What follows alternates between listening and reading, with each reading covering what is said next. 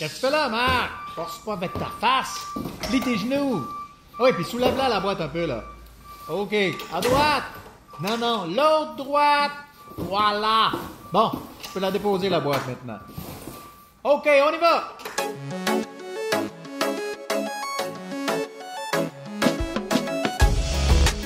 La SST expliquée avec François-Étienne Paré. Dans plusieurs milieux de travail, les employés doivent souvent soulever des charges, petites ou grandes. Là, je ne parle pas juste de gens qui travaillent dans un entrepôt, mais aussi des gens qui travaillent dans un bureau et qui doivent, à l'occasion, recevoir une commande de papeterie, par exemple. C'est important de savoir comment bien forcer. C'est genre, pas juste avec la face. Puis il y a quelqu'un qui sait comment faire ça. Il s'appelle Denis Denis et il est professeur en ergonomie dans le département des sciences de l'activité physique de l'UQAM et aussi chercheur, dont l'IRSST a financé les travaux. De la manutention, du déplacement de charges, il s'en fait dans toutes les organisations, là, tous les établissements moi, que j'ai visités où je forme aussi des gens là, à l'intervention en ergonomie, puis ils sont présents dans ces milieux de travail-là. Puis dans toutes les organisations, il y a du déplacement de charges. Il y a des charges qui vont entrer dans l'organisation, de la matière première qui servent à fabriquer les trucs que les organisations ont à faire comme produits. Ces matières premières-là vont circuler dans l'organisation, vont aller sur les différents postes de travail où il se fait de la fabrication. Puis éventuellement, il y a des produits qui vont être fabriqués puis qui vont être expédiés aussi chez les clients. Donc, on doit stocker parfois ces produits-là, les mettre dans des camions pour la livraison. Donc, à différentes étapes, je dirais, dans le processus de production et dans toutes les organisations, il se fait de la manutention, là. Je parle beaucoup du secteur peut-être plus industriel, mais même dans le secteur des services, il se fait de la manutention. Là, on va mobiliser des personnes qu'on a pensé à le secteur des soins, les infirmières, les préposés aux bénéficiaires. Ils vont aussi manutentionner des personnes. Donc, dans tous les milieux de travail, il se fait de la manutention. C'est pour ça que c'est une activité qui engendre des risques et puis il faut s'y intéresser parce qu'elle est très présente un peu partout dans les organisations. De la manutention, c'est pas seulement les gens qui s'appellent des manutentionnaires là, qui vont faire ça. Quand on cherche dans les bases de données de la CNESST pour avoir des statistiques, on va voir que les gens qui portent le titre de manutentionnaire, c'est quelques milliers de personnes, alors qu'il y a plusieurs centaines de milliers de personnes qui font de la manutention. Là, j'ai évoqué tout à l'heure les gens qui travaillent dans le secteur de la santé, préposés aux bénéficiaires, infirmières, font aussi de la manutention, mais on peut penser à des gens qui posent des revêtements de sol dans la construction, les journaliers dans les municipalités, les éboueurs. C'est pas des gens qu'on appelle des manutentionnaires, mais c'est des gens qui font de la manutention de façon importante. Quelques-unes de ces personnes-là en font de façon moins fréquente, mais ça constitue un risque tout de même parce que justement, ces gens-là sont moins habitués peut-être d'en faire, ils font de façon plus ponctuelle, ils peuvent s'exposer à des risques là, qui sont différents que les gens qui en font un métier, par exemple. Je constate qu'il y a plusieurs types de travailleurs, de travailleuses. On peut à peu près tous déplacer un objet du point A au point B. C'est quoi l'enjeu quand on parle de manutention?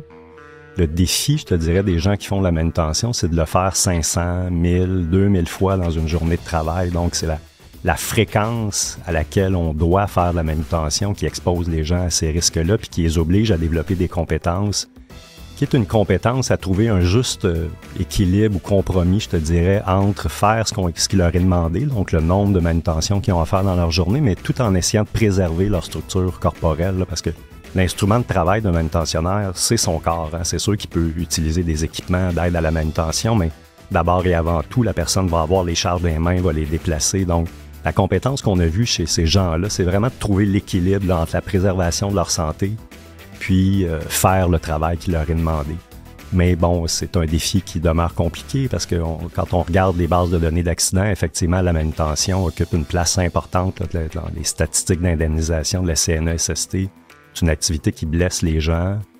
Et quand les gens se blessent, ils s'absentent généralement pour des périodes de temps assez longues. J'entends que c'est un problème important et que ça a un grand impact financier, même en termes de risque. On s'expose à quoi quand on parle de manutention?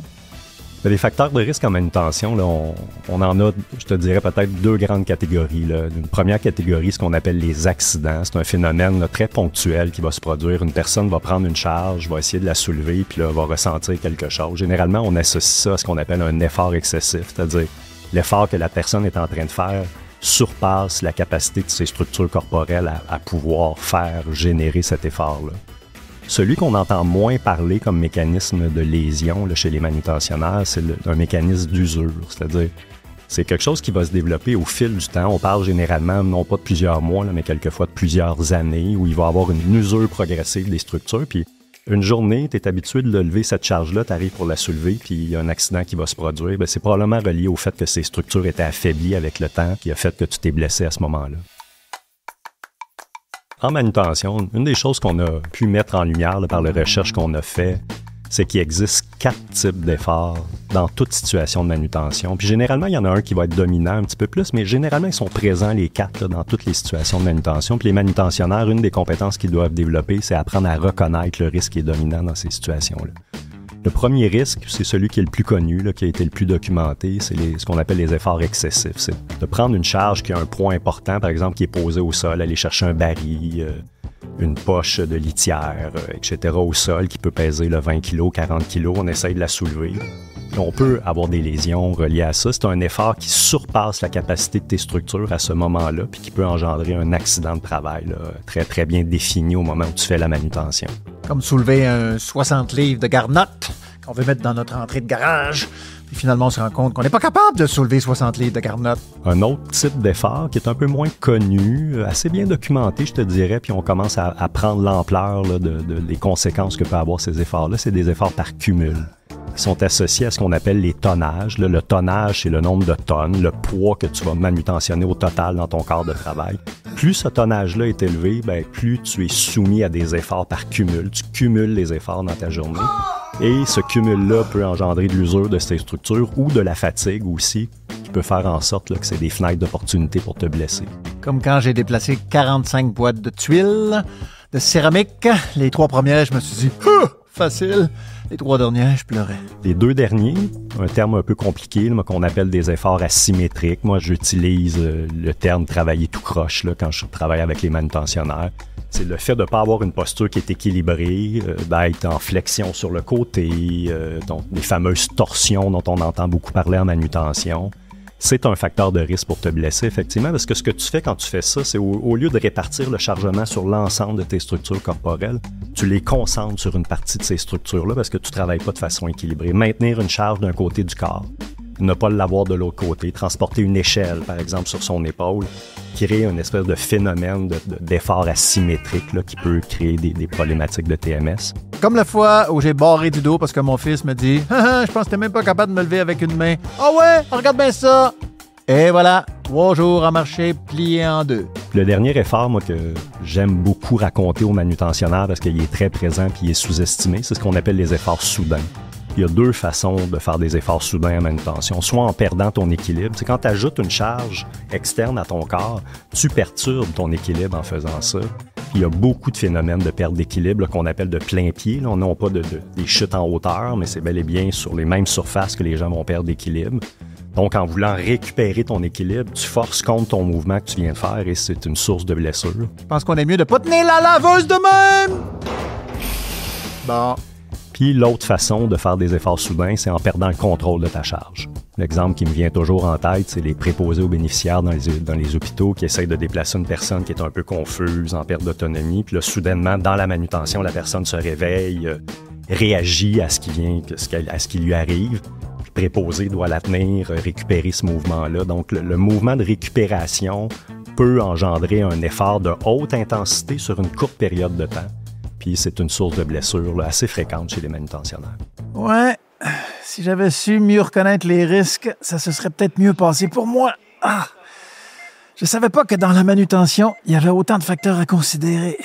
Le portrait que j'ai dépeint un peu de la manutention, il peut paraître un peu pessimiste. Hein? Il y a plusieurs personnes qui se blessent, tu sais, que j'ai parlé, mais il existe quand même plusieurs solutions là, qu'on peut mettre en place dans les milieux de travail. Mais moi, je vois vraiment ça comme une responsabilité partagée entre l'employeur puis les travailleurs. Là. On a tendance, je trouve, quelquefois à faire beaucoup reposer sur le dos des travailleurs et des travailleuses de la prévention en les formant. C'est souvent la seule avenue de prévention qui est exploitée. Là. C'est une demande qui est très importante des employeurs pour avoir des programmes de formation. Puis tu comprendras que je suis tout à fait partant pour faire ça. Là. C'est la spécialité que j'ai développée. Mais il faut aussi que l'employeur puisse offrir des conditions de travail qui sont propices à leurs employés en jouant sur différents aménagements des conditions dans lesquelles se fait la manutention pour essayer de réduire là, les risques auxquels s'exposent les manutentionnaires.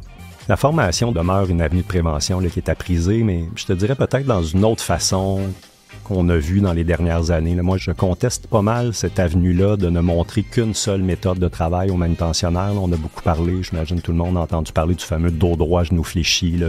Fléchis tes genoux, garde ton dos droit pour manutentionner. Moi, ce que je me plais à dire, là, c'est comme si Tiger Woods avait seulement un bois 1 dans son sac de golf, là, puis on lui demandait de jouer sa ronde de golf avec seulement un bâton. Là. Je trouve que c'est réducteur que de montrer une seule technique de travail aux employés qui font face à des situations qui sont très variables, très changeantes. Hey, je viens de comprendre quelque chose, là. Faudrait que j'arrête de jouer mes rondes de golf au complet avec juste mon putter, moi. Un autre avenue où l'employeur peut contribuer, c'est en donnant ce que j'appelle moi des ressources aux employés pour qu'ils puissent faire leur travail. Une des ressources qu'on leur demande de fournir, c'est des équipements. Des équipements qui sont adaptés à faire la manutention que les gens ont à faire. Moi, je regarde toujours ça selon 3 perspectives. Là. Est-ce que l'équipement est bien conçu? Lorsqu'il n'est pas bien conçu, même si on le met à la disposition des employés, ils ne vont pas l'utiliser. Puis là, les employeurs sont surpris, pourtant on a payé ça cher, mais quand on regarde un petit peu plus ce que les personnes font, on se rend compte que l'équipement n'est pas adapté à la manutention ou aux charges, aux caractéristiques des charges. Donc, il faut bien le concevoir, cet équipement-là. Il ne suffit pas de le fournir, il faut aussi qu'il soit bien conçu pour ce qu'il y a à faire. Il y a 2 autres éléments que je regarde. Est-ce qu'il est disponible? Hein? Quelquefois, on rentre dans des milieux de travail, les gens disent « ben oui, j'aimerais bien ça l'utiliser », mais là, il était à 500 mètres, il y en a juste 2, les autres, mes collègues l'ont pris, donc il n'y a pas suffisamment d'équipement, donc il n'est pas disponible. Puis le dernier point qui n'est pas à négliger aussi, ces équipements-là, ils s'usent avec le temps, hein? On les met à l'épreuve, donc ils vont s'abîmer. Il faut qu'il y ait un programme d'entretien aussi de ces équipements-là, une maintenance qui soit faite pour ces équipements-là, pour qu'ils soient bien entretenus, donc faciles à utiliser par les employés. Ouais, c'était vraiment intéressant cet épisode-là. J'ai appris plein d'affaires. Mais j'espère vraiment que dans les autres épisodes, je me retrouverai pas encore à l'hôpital. Non, mais je sais pas. Ce serait le fun, un épisode où je me retrouverai à Disney, à Punta Cana, aller voir l'opéra, à la Scala de Milan, escalader le mont Everest, aller danser en Australie avec les kangourous. Écoutez les autres épisodes de la SST expliquée sur votre plateforme préférée. Phonique. Le fin son de l'histoire.